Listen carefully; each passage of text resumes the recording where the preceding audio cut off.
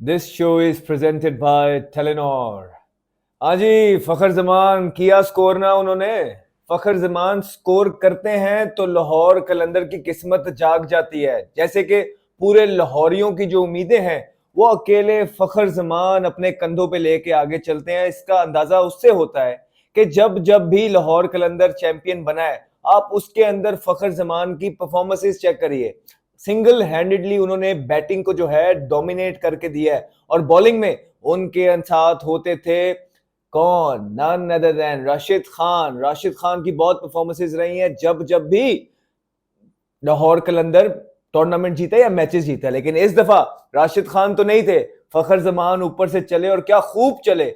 बड़े बड़े शॉट मारे उन्होंने शुरू के अंदर। अगर आप देखेंगे, देखिए एक मिथ तो यहाँ पे थोड़ी सी तोड़ते हैं, वो ये है कि आप हमेशा हमारे मुल्क के अंदर सुनते हैं कि जी फखर जमान को दायरा मिला तो कितना जबरदस्त उन्होंने जो है ना परफॉर्मेंस की। हाँ जी, फखर जमान तेज खेलते हैं, इनके साथ एक स्लो खेलने वाला बैट्समैन चल जो। नहीं यार, गॉन आर द डेज भाई, अब स्लो खेलने वाले बैट्समैन की जगह ही नहीं है, क्योंकि फखर जमान जैसे बैट्समैन भी जो होते हैं वो मशीन नहीं होते हैं।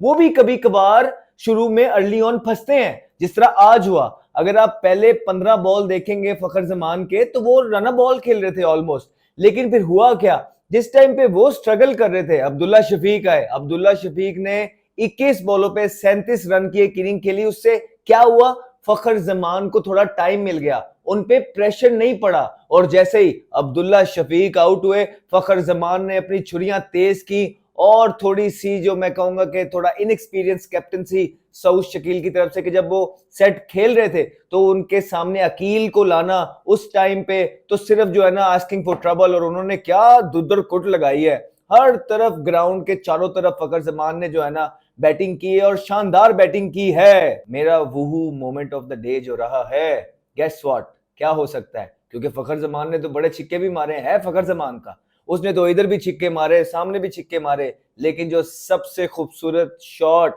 फखर जमान ने लगाई, वो जब शुएब मलिक आए, शुएब मलिक को एक्स्ट्रा कवर के ऊपर से सिर्फ प्यार से चिप किया है, वो था मेरा woohoo moment of the day.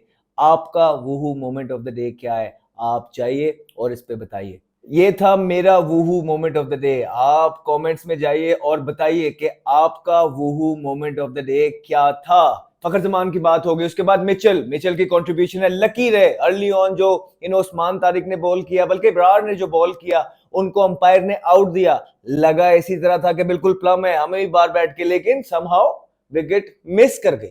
और ये डीआरएस में बड़ी एक नॉर्मल सी चीज है, क्योंकि मैन हैंडल कर रहे हैं और जहां लोग हैंडल कर रहे होते हैं, बहुत सी आवाजें उस चीजों पे उठती है कि यार ये तो सीधा विकेटों में जा रहा था, इधर नु किधर हो गया है। तो यही सारी चीजें होती हैं। खैर एनीवेज, एक बड़ा टोटल लगाया जहां पे फास्ट बॉलर्स को थोड़ी सी सपोर्ट मिल रही थी, लेकिन स्पिनर्स के खिलाफ बिल्कुल लाठी चार्ज की है लाहौर कलंदर ने और 219 का बड़ा टारगेट दिया, जिसमें क्वेटा ग्लैडिएटर्स जो है पीछे रह गए। क्वेटा ग्लैडिएटर्स उस पहले बॉलिंग के अंदर भी फहीम अशरफ ने 3 ओवर किए, 3 ओवरों में 49 स्कोर दिए। यार ये बहुत ज्यादा स्कोर है। आपको इतना तो होना ही चाहिए आइडिया कि यार आपने वापस गेम में किस तरह आना है। आप इस तरह दोनों तरफ बॉलिंग इतने बड़े प्लेटफॉर्म पे नहीं कर सकते हैं। आप अपनी टीम को लेट डाउन करते हैं और 3 ही ओवर सिर्फ आप करवा सके, ये बहुत ज्यादा स्कोर है। फिर शुएब मलिक की बात करेंगे। शुएब मलिक देखिए एक टीम के मेंटोर भी हैं। शुएब मलिक टीम की मेंटरिंग भी कर रहे हैं और आखिरी मैच के अंदर भी उनको गालिबन एक ही ओवर दिया गया, उस एक ओवर के अंदर भी उनको 19 स्कोर पड़े। और आज भी जब वो बॉलिंग करने आए तो फखर जमान ने उनका इस्तकबाल किया। थोड़ा सा फखर जमान ने इस्तकबाल किया, थोड़ा उनको खुद भी शौक लगा। मेरे ख्याल से जब फखर जमान सेट खेल रहा था, कोई इतनी जरूरत नहीं थी इस तरह के फ्लैट पिच पे जहां कितना जबरदस्त बॉल आ रहा है उसको छोड़ के बॉलिंग करने की। जो बॉल उन्होंने मार के किया उस पर सिंगल हुआ, वो अच्छा बॉल था। लेकिन जहां जहां वो विकेट लेने गए उनको फखर जमान ने आड़े हाथों लिया और पिटाई लगाई। कोई यही पूरी बॉलिंग लाइन की जो सिचुएशन रही है क्वेटा ग्लैडिएटर्स की तरफ से, वो इसी तरह थी। बॉलिंग में उस्मान तारिक जो थे वो नजर आए कि कि थोड़ा सा पोटेंशियल उनमें है, लेकिन अबरार भी, लेकिन इनको भी सपोर्ट चाहिए। जब तक सपोर्ट नहीं मिलेगी इनको बाकी के बॉलर से, ये भी अपना जादू चला नहीं पाएंगे जिस तरह क्वेटा ग्लैडिएटर चाहता है। एक और गलती की सऊद शकील ने ये किया कि जब पहला ओवर हमने पिछले मैच के अंदर देखा था, जो था भी डे गेम, उसके अंदर पहला ओवर जब आपने मोहम्मद आमिर को दिया, मोहम्मद आमिर ने स्विंग करके दिया।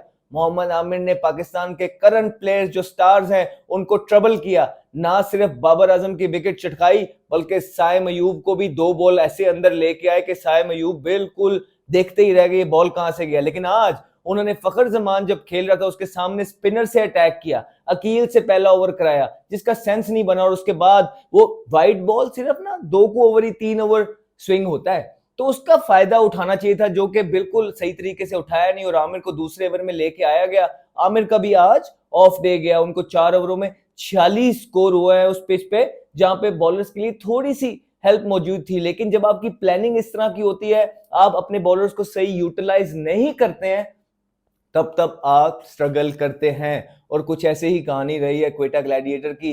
1 मिनट ऊपर 1 मिनट नीचे, पहला मैच इस तरह का खेला कि लग रहा था कि इस दफा क्वेटा ग्लैडिएटर्स जो है मूड में आया है, नए कप्तान के साथ, यंग जवान कप्तान के साथ मूड में खेलने आया है। लेकिन जैसे ही पहला मैच खत्म हुआ, दोबारा से वही पिछले साल या पिछले 3-4 साल की जो कहानी क्वेटा ग्लैडिएटर की रही है उसने वो दोबारा से स्टार्ट कर दी है। इस दफा उनके कोच जो हैं सरफराज अहमद, जो लीड करते रहे हैं 9 पीएसएल फ्रेंचाइज, पीएसएल के जो सीजन थे क्वेटा ग्लैडिएटर्स को लीड किया, इस दफा वो कोचिंग रोल के अंदर आए और हमने देखने को मिला है कि जिस तरह पहला ओवर फखर जमान के सामने अकील को दिया गया, थोड़ा सा नो ब्रेनर समझ आया, मुझे लगा कि आमिर को देना चाहिए। और उसके बाद जब फखर जमान दोबारा से सेट खेल रहे थे बीच के अंदर, उसके बाद फिर से लेफ्ट आर्म स्पिनर उनके सामने लेके आया गया। तो ये थोड़े से टेक्टिकल चीजें हैं जो कोच को देखने वाली हैं। सारी नजरें मरकूज होगी सरफराज अहमद पे भी, बिकॉज लोग बहुत सारा क्वेश्चन ये भी कर रहे हैं कि सरफराज अहमद ने इससे पहले किधर कोचिंग की है कि इतने हाई प्रोफाइल टूर्नामेंट के अंदर सरफराज एज अ कोच आया हुआ है। तो ये उनको प्रूव करना पड़ेगा अपनी परफॉर्मेंसेस से, उनको दोबारा से क्वेटा ग्लैडिएटर को एक लाइन पे लेके आना पड़ेगा, अच्छी क्रिकेट खेलनी पड़ेगी। और एक और चीज, मैं चाहता हूं कि क्वेटा ग्लैडिएटर्स के अंदर क्वेटा के बच्चे भी खेलें। क्वेटा के लोगों का हक है, क्वेटा के लोग जो हैं उन्होंने उनका आप नाम पिछले 10 सालों से यूज कर रहे हैं, उनके लिए आप कुछ करिए। उनके लिए आपको अभी तक अकेडमीज बनानी चाहिए थी, उनके लिए आपको वहां के ग्राउंड का इंफ्रास्ट्रक्चर तैयार करना चाहिए था, उनके लिए उनके प्लेयर्स को आपको ग्रूम करना चाहिए था, और वहां से प्लेयर्स ग्रूम करके अपनी टीम के अंदर लेके आना चाहिए था, जो क्वेटा की तरफ से हमें नजर नहीं आया। और इसे एक चीज पे बहुत दिल दुखता है, बिकॉज क्वेटा के लोग अपने अपॉर्चुनिटीज का इंतजार कर रहे हैं। तो ये कुछ आज चीजें हैं जो क्वेटा के लोगों को देखनी है। अदरवाइज पहला मैच जबरदस्त खेला, ये मैच में फिर उन्होंने लर्न किया। होपफुली वो अगले आने वाले मैचेस में अपनी गलतियों से सीखेंगे और अच्छी क्रिकेट खेल के क्राउड को और पीएसएल को एंटरटेन करेंगे, पीएसएल को उठाएंगे और यंगस्टर्स प्रोड्यूस करके अपनी टीम को देंगे। पीएसएल में हार जीत तो चलती ही रहेगी, but if you guys want to win exciting prizes from Telenor such as merchandise, bats, balls, PSL t-shirts all signed by me, तो आप ये लिंक कॉन्टेस्ट का जो है इस वीडियो के नीचे जाइए, डिस्क्रिप्शन और कमेंट में आपको लिंक मिलेगा, उसको क्लिक करिए और इस कॉन्टेस्ट में शामिल हो जाइए and make your prediction.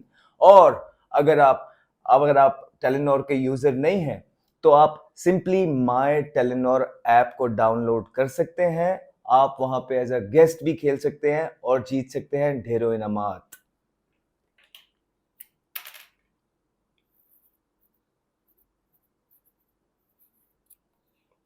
And if you want to know my prediction of the match tomorrow, you can find it exclusively on my Telenor app.